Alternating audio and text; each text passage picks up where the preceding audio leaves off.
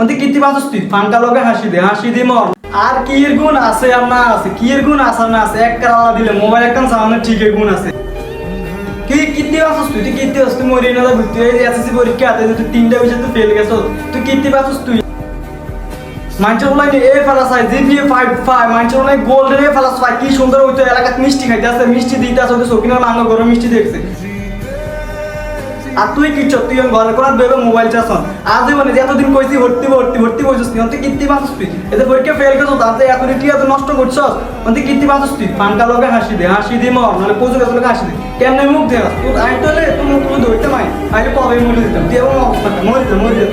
তো বন্ধুরা বর্তমান সমাজে এমন অনেক মা বাবা আছে যারা নিজের সন্তানে কোনো রকম এক্সামে ফেল গেলে বা এক্সাম খারাপ হলে অনেক কথা শোনায় যা খুবই কষ্টদায়ক। বাংলাদেশে এরই মধ্যে বিভিন্ন স্থানে সুইসাইড করে ফেলেছে অনেক শিক্ষার্থী। তো অবশেষে একটি কথা,